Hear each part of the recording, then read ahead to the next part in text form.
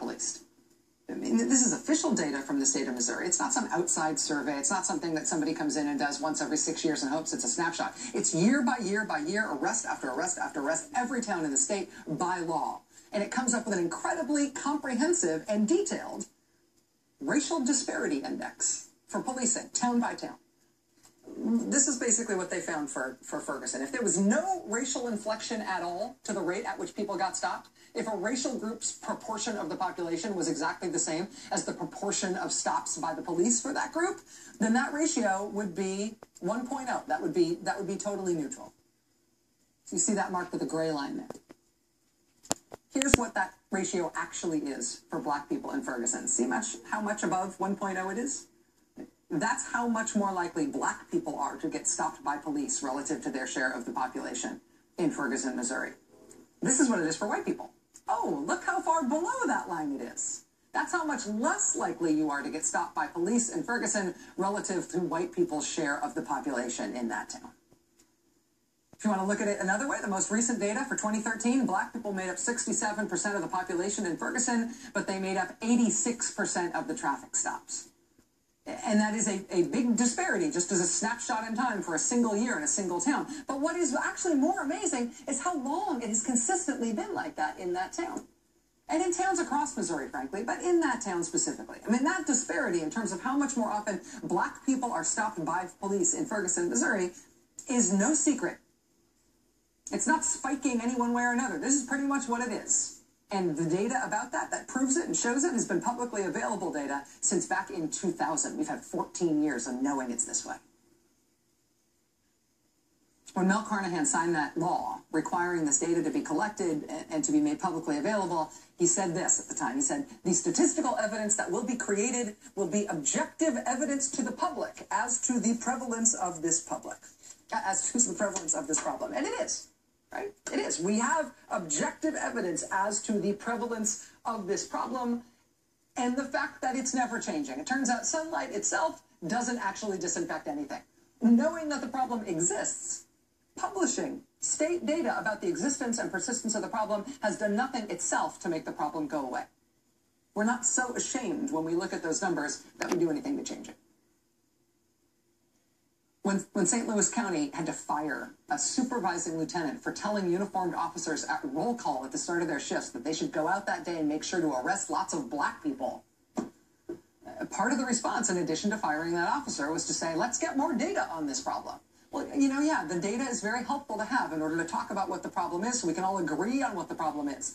But having the data itself apparently does not fix anything. It doesn't happen statewide, didn't happen specifically in St. Louis County. Having the data, knowing the problem exists, isn't enough to get rid of the problem. And apparently, public protest and unflattering attention aren't enough to get rid of the problem either. I mean, it was a hullabaloo in St. Louis County when they had to fire the "let's have a black day" police lieutenant, right? But still, 6 months later, the NAACP in Missouri was filing a new federal civil rights complaint against the same police department, alleging further instances of racial disparity, including the way they were disciplining their own officers. The Justice Department also has an ongoing investigation into racial disparities in another part of justice in St. Louis County. They have an ongoing investigation into how St. Louis County provides legal representation to juveniles in the court system. In Ferguson, which again is 2/3 black, 67% black, there's no black member of the school board. There were protests last year when that school board, with no black people on it, decided to suspend the superintendent of schools in Ferguson, who does happen to be African American. The community where 18-year-old Michael Brown was shot and killed by a police officer this weekend has a population that is 2/3 black. Of its 53 police officers, 3 of them are black. 2 black women and 1 black man out of 53 officers. And knowing that and fixing that are not the same thing. Knowing that, having complete data that everybody agrees is the truth about that, apparently is not enough of an incentive for us to fix it. And that, though, is the inescapable context for the outrage over this young man's death in Missouri this weekend. And one protester told the New York Times this today: "You have to begin with the frustration. Treatment of these communities is not equal. In white communities, the police truly protect and serve. In black communities, that is not the case." Part of the policing complaint here in Ferguson is obviously whatever led this unarmed 18-year-old boy, whose family's attorney says he was wearing shorts and a tank top and flip-flops at the time, what led him to be shot multiple times by a police officer in broad daylight. That's part of the problem, obviously. But another part of it is how the police have responded to the protests that have erupted after that killing. And police have told local journalists turning up to cover the protests that they said flat out to journalists showing up to cover them, you are entering a war zone. You guys are in the middle of a war zone. And it looks like a war zone. Police presence in the street at times has looked like a cross between a SWAT raid and a full-scale military invasion. One CNN crew was filming behind those militarized front lines on Sunday night in Ferguson, and behind those lines, out of SWAT gear, he caught one police officer screaming at the protesters, "Bring it! Bring it, all you effing animals! Bring it!" Racial tensions, nerves on edge. Even an officer we caught on camera gave in to his rage, calling protesters animals. Listen. Bring it! The Ferguson Police Department had said yesterday that they today would release the name of the officer who was involved in this shooting. Today, they did say that that officer is on administrative leave, but that they have decided not to release his name. They say there have been threats against him, and so they've decided not to release it. The St. Louis County Police Department today did release preliminary results of an autopsy on 18-year-old Michael Brown. The autopsy reportedly shows that Michael Brown died of gunshot wounds, but police will not yet say how many gunshot wounds. They have said in the past that they believe there were multiple shots fired, and they believe that no weapon was involved other than the officer's weapon, which killed him. President Obama released a statement this afternoon saying this: "The death of Michael Brown is heartbreaking, and Michelle and I send our deepest condolences to his family and his community at this very difficult time. I know the events of the past few days have prompted strong passions, but as details unfold, I urge everyone in Ferguson, Missouri, and across the country to remember this young man through reflection and understanding. We should comfort each other and talk with one another in a way that heals, not in a way that wounds, along with our prayers. That's what Michael and his family and our broader American community deserve." In St. Louis County today, Michael Brown's family continued to call for justice in this case and a full investigation. They've also continued to call for calm and to denounce anybody who has rioted or looted, as the protests have sometimes descended into anger and chaos. In his role as president of the National Action Network, MSNBC's Al Sharpton spoke with the family today, spent the day with the family today, and then publicly called for calm, saying that that was the right way to honor this young man. This is not a cause for them. This is their child. This is not some prop for politics. This is their child. No one has the right to take their child's name and drag it through the mud because you're angry. To become violent in Michael Brown's name is to betray the gentle giant that he was. Don't be so angry. Don't be so angry that you distort the image of who his mother and father told us he was. Some of us are making the story how mad we are rather than how promising he was.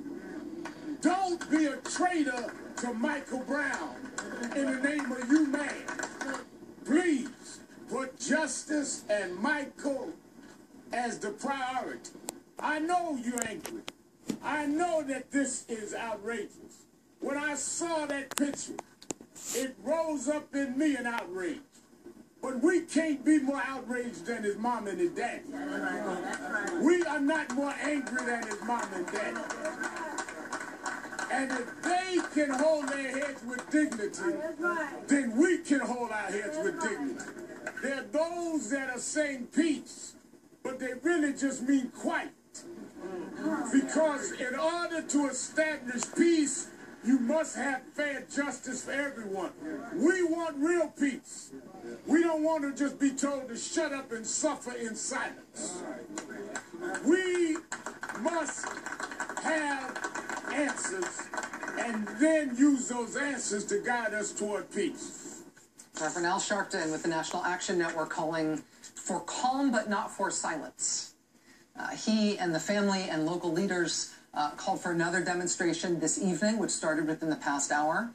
Local leaders from the family are calling for a day of fasting and prayer tomorrow. They're also asking people who may have witnessed the shooting or who may have information about it to come forward, particularly anybody who has photo or video evidence of what happened. And this is kind of amazing. They're also asking for the people who have already identified themselves as eyewitnesses to the shooting to be allowed to speak to the police. Think about that for a second. This is one of the more remarkable and as yet unexplained things that has happened thus far in this case. This is the young man who was walking with Michael Brown when this altercation with a police officer of whatever kind resulted in Mike Brown being shot and killed in the street. This young man was the guy he was with. This young man was there in the moment that this happened. He was the third person on the scene. He was the third person between the person who was shot and the person who shot him. This young man made himself known publicly immediately after the incident happened. He did multiple interviews. He talked to the Canadian Broadcast Corporation. He talked to the CBS affiliate, KMOV in St. Louis. He spoke with MSNBC.com. He did this interview last night with Chris Hayes here on MSNBC on All In. And he told his story about what he saw. He's told his story in a remarkably consistent way across all of these different interviews about what happened. He's told it again over and over and over again to all of these different media outlets. But that young man has not yet talked to the police. The local NAACP said today that they contacted the local police on this young man's behalf to ask if he could please give them a formal statement as they investigate this matter. That young man has not talked to them yet. He has not yet talked to anybody who is formally investigating this matter. So yeah, there is a lot of anger about this killing, and there's a lot of long-standing reason to be angry about racial disparity in law enforcement in Missouri and in this county in Missouri and in this town in Missouri. But since this happened this weekend, it's only Tuesday, one of the unfathomable things about this investigation is that whatever official investigation or investigations of this shooting are supposedly underway, they so far have not involved anyone official talking to the other person who was there at the scene. It's bewildering. Late tonight, that young man's attorney, he has now secured an attorney, said that both the St. Louis County prosecutor and the FBI have now been in touch to schedule interviews. But as of yet, he has not spoken to them. Joining us now is the Reverend Al Sharpton, president of the National Action Network, host of Politics Nation here on MSNBC. Reverend Al was with Michael Brown's family at the Greater St. Mark's Church in St. Louis tonight, addressing the tensions in and around St. Louis and the Brown family's pursuit of justice for their son. Reverend Al, thank you so much for being with us. Thank you, Rachel. Let me ask you about both the family and the community more broadly. Obviously, the family's been able to speak publicly a few different times, including at length on your show last night. How would you describe how they are coping and how the community feels tonight, now that we're a few nights into this? Well, this family is absolutely heartbroken. The mother, father, grandparents, all heartbroken. But they have shown extreme dignity and have really said they want to come forward and demand justice, but also at the same time say they do not want their son identified with violence. We're at a church now. There are well over 1,200 people here, and they're here. They should be grieving. They're getting ready for a funeral. They're getting ready to see what comes of a medical examiner looking at their son's body, which is a nightmare to them. But they found the strength to be here tonight to say to the young people, let us fight for justice. Let not the story of my son be that it was destruction in the city rather than the construction of justice. And I really admire the strength of this family. And as you laid out the case, Rachel, about this city, 53 policemen in a city that is 67% black, only 3 policemen, no blacks on the Board of Education, white mayor, a white chief of police. The whole city is polarized, and it's in that polarization that this occurred. And I think that you have to see the whole context to understand the anger. But what we're saying is channel that anger to make a difference. They want you to be destructive so they can avoid the solutions. We've got to solve the problem, and we've got to make the criminal justice system work for people like Michael Brown. Otherwise, we're not the country that we claim to be. Al, when you talk about the family demanding justice and talking about fighting for justice in a constructive way here, I mean, you've been involved in so many tragedies like this in the past. Families are comfortable calling you and having you be their bridge to the outside world in a responsible way in moments like this. What concretely do you tell people to hope for and to work for? What would justice look like? I tell them that, first of all, you cannot ever guarantee the outcome of a criminal case. The odds in police cases are better when you go to the federal government for certain reasons. And that's what happened to Rodney King, Abner Louima. Those police are still in jail. Anthony Baez, all federal prosecutions that were successful. In state courts, you have this relationship between prosecutors and police, because the same prosecutors that were prosecuting the case depend on police and that police department for all of their cases. So it is the appearance, even if it is not always the case, it is the appearance of they're not as aggressive. But as important in many jurisdictions, particularly in New York, I know well, you can waive a jury in a state court. So police, in many cases, as Sean Bell, waive a jury, tried by a judge, then you deal with the politics of some judges, how they were selected. In federal court, you can't waive a jury. You have to waive it only if the prosecutor agrees. So you're judged by your peers. And the investigation and the prosecutor is not dependent on the local police for their everyday cases. So you remove some of the appearances there. The reason why the federal authorities would be trusted here more is because witnesses have said, I'm afraid if we talk to the local authorities, I've got to leave here when y'all are gone. They will be retribution on me, or they won't be aggressive. So I'm honest with them. We may or may not win the criminal, but we've got to fight and keep it going, but we must do it in a dignified way. Also, I say we've got to fight for long-term change. We've got to deal with policy. I will not come in a case, and I never come into situations to help that unless we're asked. Once I agree that National Action Network and myself will come in, we say, what is the social policy that we're dealing with here? And in here, in this town, they're talking about this young man was stopped by police for walking in the street with all of the gun violence, all of the drug trafficking. We have all over this country police that are majoring in low-level crimes, saying that in black areas, by some magic, if you are a low-level criminal, you grow up to be a hardened criminal. But in white areas, we don't go at such a high percentage. So what are you saying? That by some miracle, the profile there is with them, it's recreation, with blacks, it's criminal? We've got to have one standard for everyone. And when the state attorney general of Missouri said that 86% of the people in this town that was stopped for traffic was black, and only 20% white, which is clearly not the way the demographics read, you're dealing with profiling and you're dealing with low-level policing, and we've got to deal with the changing of the policy as we deal with Michael Brown's case. And the profiling data is as clear as day. It's the state's own data, and nobody can contest it. And we've got 14 years of it out there for everybody to see, and that's got to be the start of the conversation in some ways. Reverend Al Sharpton, president of the National Action Network, joining us live from St. Louis. Reverend Al, I know you've been up about 40 straight hours. Thank you for being with us tonight. I appreciate it. Thank you, Rachel. Good luck.